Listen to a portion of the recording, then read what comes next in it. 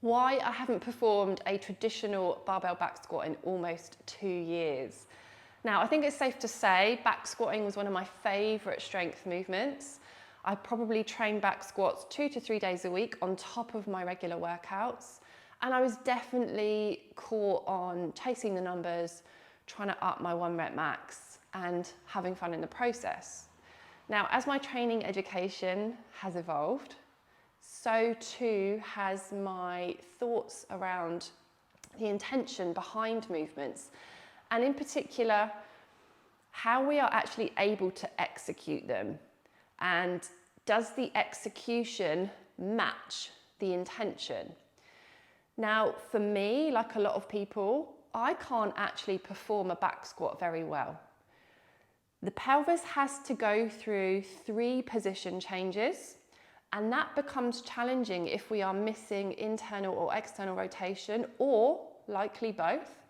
And it's challenging if we have a lot of compression in the rib cage, myself included, where we have a body, or a torso I should say, that is kind of translating forwards. So if I show you now what my barbell back squat looks like, you will start to see the issue that I have with performing this movement for my body. So if I send my hips back and down, what happens is my torso goes down with it. I can't stay upright, and if I try and fight it, all you can see that's happening is I'm increasing an arch here.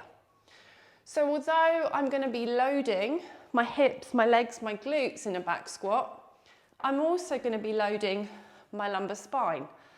I don't really value that in any way. I'm already compressed forwards, and I'm already working on trying to improve that. So there's no real value or benefit for me performing this exercise. So instead, what I do now is a squatty squat. And it's simply a squat where I can still develop leg and hip strength. And it's a squat where I can really work my core to stabilize my body, because I'm lining up my ribs and my pelvis. So my diaphragm and my pelvic floor are better able to manage pressure. And it's really satisfying. So a squatty squat is going to look something like this. I'm going to show you with a kettlebell.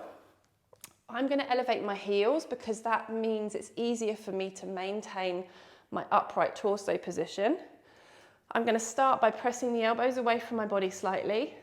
Now, to get my core on board, I need to pull those low ribs back into my body, and I do that on an exhale.